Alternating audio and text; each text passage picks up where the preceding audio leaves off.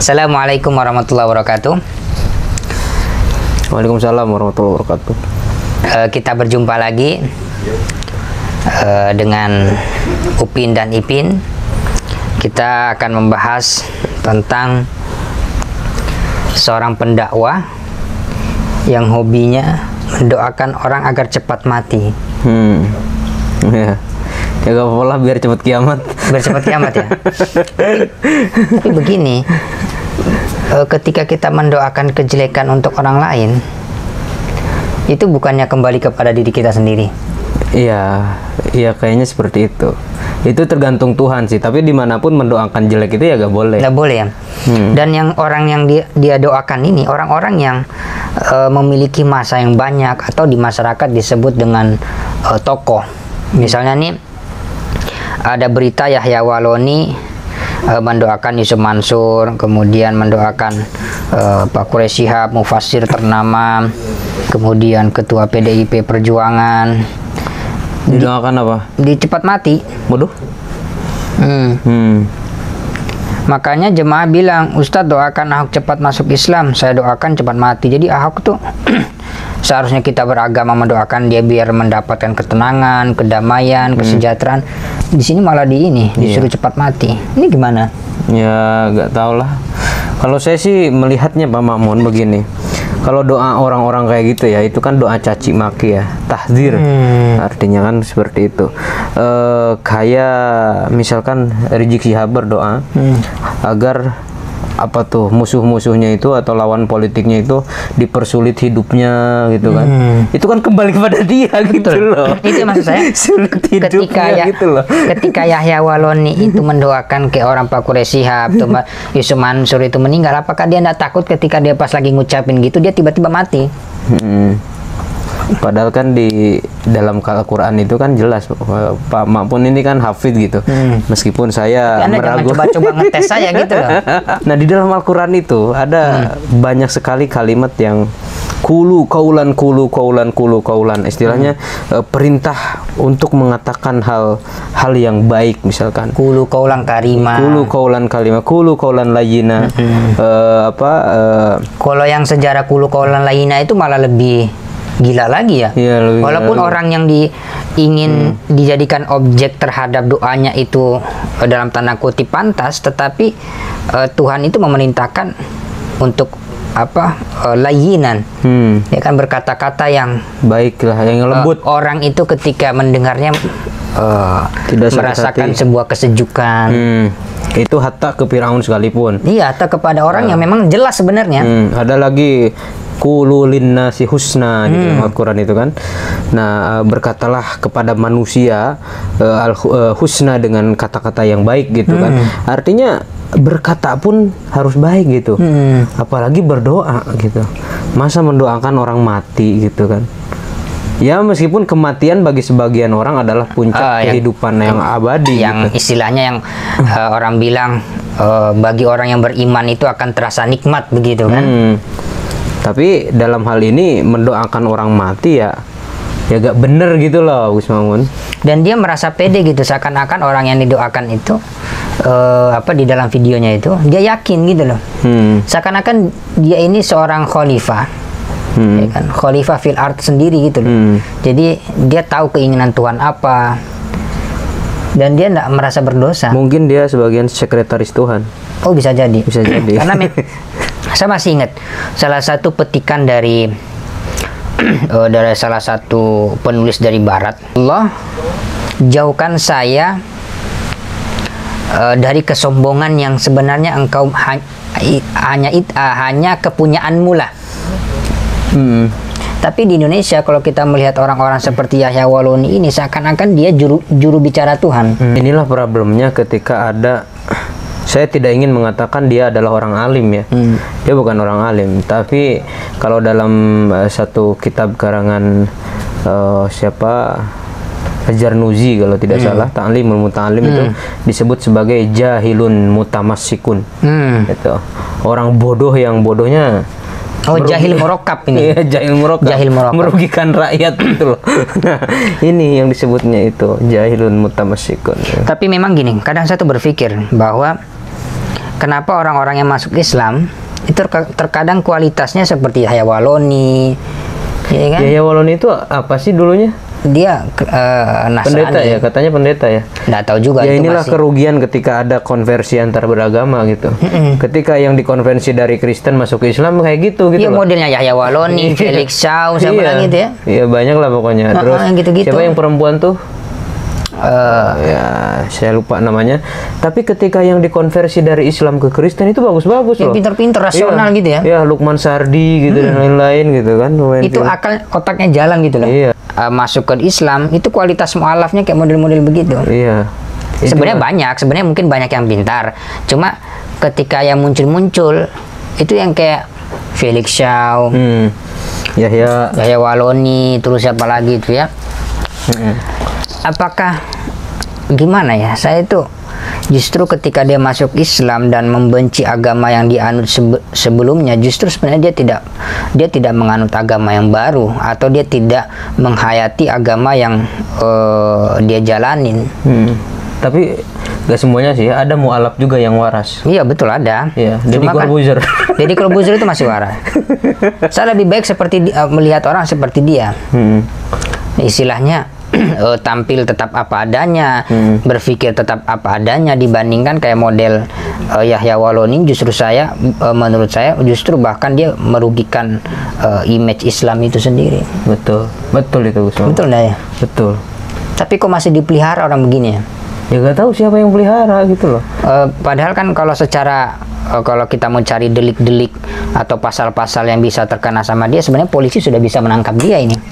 Nah persoalannya kenapa polisi gak berani gitu kan? Ente temen ente banyak polisi gitu loh. Atau mungkin belum ada yang melaporkan aja ya? Gimana kalau kita laporkan? Boleh.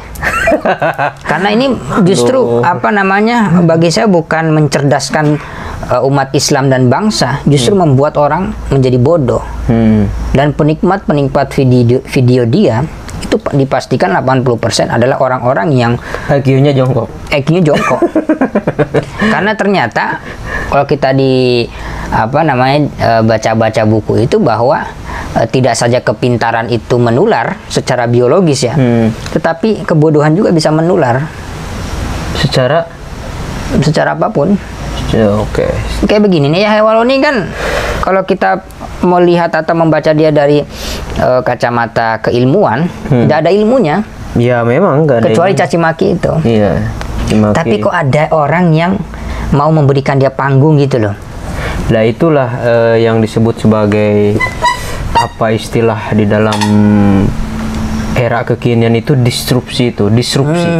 Nah atau disebut juga sebagai matinya kepakaran. Iya, mati. Salah satu bukunya matinya kepakaran. Sebenarnya kalau di circle kita ini bukan sekedar mati kepakaran, memang udah literasinya paling rendah kok. Iya, tapi sok jadi pakar semua. Iya. Nah ini persoalannya Gus Mamun gitu loh. Jadi apa gitu loh, bangsa kita ini mau jadi apa gitu loh. Betul. Kenapa kita mewarisi peradaban yang begitu buruk gitu? Sebetulnya kan peradaban dulu kita itu bagus gitu. Kok sekarang peradaban kita jadi buruk? Ini juga menjadi tugas penting. Nah itu saya sampai sekarang berpikir-pikir gitu loh, kok masih dibiarkan gitu, masih dikasih panggung orang-orang seperti Yahya Waloni, kemudian. Ya gimana kalau masyarakat suka?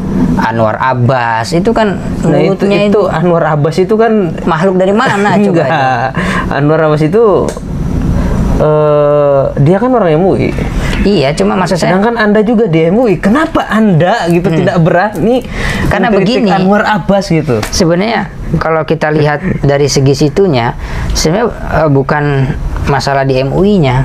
Tapi setiap ada kepengurusan MUI baru, pasti yang dikirim sama organisasinya dia, itu Anwar Abbas. Makanya saya berpikir apakah tidak ada yang lebih baik kualitasnya dibandingkan Anwar Abbas ini. Waduh. Ini sampai saat ini saya bertanya-tanya kenapa dari organisasi dia itu tidak mewakilkan orang yang lebih baik dan bijaksana dibandingkan Anwar Abbas. Karena orang-orang begini tidak saja merugikan kepada MUI sendiri, justru mencederai atau menjadikan organisasi yang dia anut itu menjadi buruk.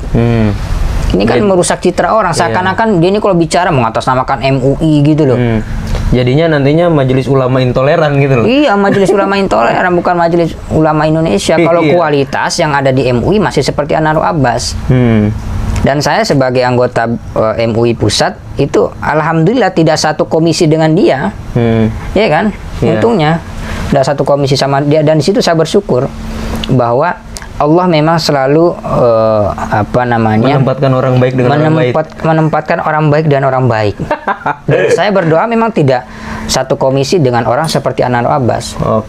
Karena bagi saya orang begitu itu justru bukan mencerdaskan kita, tapi membuat kita semakin bodoh, dan akhirnya kita mendapatkan gelar yang disebut dengan jahil murakkab. Iya, kalau kata Imam Ali, beliau bilang humaqo, ahmak, orang-orang yang dungu, super dungu lah. Super dungu. Kalau ahmak itu super dungu. Kalau humaqo itu orang-orang yang dungu. Iya, maksudnya tolol biasa lah. Iya. Kalau ini ahmak. Iya. Sudah jahil murakkab ahmak lagi kan. Jadi ini sebenarnya kayak kita ini justru banyak tugasnya di media sosial ya. Iya. Jangan sampai mereka begini orangnya sedikit tapi toanya besar, sedangkan kita banyak tapi toa kita kecil. Betul. Dan obrolan kita yang terlihat sederhana, sepele, gibahin orang, ya semoga ini emang gibah itu dibolehkan? Hah? Tapi kalau gibahinnya ya Waloni kayaknya bisa deh. Karena kita membuka istilahnya membuka tabir kepada orang bahwa orang seperti Yahya Waloni tidak cocok untuk Anda jadikan guru, jadikan panutan ya. Jadi panutan. Karena kalau orang seperti itu Anda jadikan panutan, maka bagaimana Anda sendiri kualitasnya gitu loh. Betul. Tapi kalau dulu kan media kritik ya, misalkan dulu antara ulama dengan ulama itu saling mengkritik. Misalkan tapi berbobot gitu loh. Misalkan Imam Ghazali dengan Ibnu Rus gitu. Ibnu Rus mengkritik Al Ghazali, atau Abu Hanifah mengkritik bukan Abu Hanifah, Muhyiddin Bahauddin itu mengkritik Wahabi dalam syarah kitabnya Ibu Abu Hanifah. Itu medianya buku kalau dulu. Sekarang ini kan medianya verbal. Medianya melalui visual gitu, melalui YouTube dan sebagainya. Berarti sah-sah saja kan? Sah-sah saja. Gitu kan? Justru kritik itu bukan gibah kan? Bukan. Justru ketika kita membicarakan personal seperti Anwar Abbas, kemudian seperti Yahya Waloni, Felix Shaw, ini justru orang itu harus melihat tidak dari satu sisi aja. Tapi bagaimana orang melihat dia, segi dampaknya, kualitas keilmuannya dia. Karena memang orang Indonesia ini kebanyakan tidak melihat kedalaman ilmu yang dimiliki seseorang. Ya, tapi kepopularitasan yang dilihat. Popularitas bukan keilmuan gitu yang dilihat. Makanya orang itu semakin akademisi atau semakin intelek, semakin sedikit pengikutnya. Iya, memang. Kecuali istilahnya karena kan hukum itu mau hukum di kitab, mau hukum di dunia ini pasti ada mustasnayatnya kan, ada pengecualiannya. Tapi umumnya orang seperti itu. Justru kalau mau terkenal, mau diikutin orang, jadi aja buat gebrakan kemudian jadi populer. Tapi ketika Anda semakin dalam ilmunya, tulisannya semakin bagus, ya kan, pikirannya semakin. Nah, justru orang-orang seperti Yahya Waloni ini, orang yang punya kedalaman ilmu seperti Pak Quraisy Shihab, justru didoain cepat mati. Nah, kalau orang-orang begitu mati, kemudian yang ada seperti Yahya Waloni, Masya Allah. Fang tadi rusak. Iya, tinggal menunggu kehancuran. Bukan hanya kehancuran, ya, kiamat langsung. Yeah. Dan jangan sampai Anda salah menjadikan orang sebagai panutan. Dan orang-orang yang sudah saya bicarakan di awal dengan Bung Rikal ini adalah orang-orang yang di dalam perspektif kita tidak cocok Anda jadikan panutan, karena mereka sebenarnya bukan mencerdaskan bangsa. Itu seperti mendoakan orang cepat mati, ya kan? Walaupun dia berbeda agama dengan kita, jangan sampai justru orang yang didoakan itu lebih berbakti kepada negara dibandingkan kita sendiri yang hanya sibuk mencaci atau mendoakan orang lain mati. Saya kira itu pesan penting dari Bung Rikal. Semoga kita bisa mendapatkan manfaat dan hikmah dari video ini. Sekian, terima kasih. Wassalamualaikum warahmatullahi wabarakatuh. Terima kasih Bung Rikal.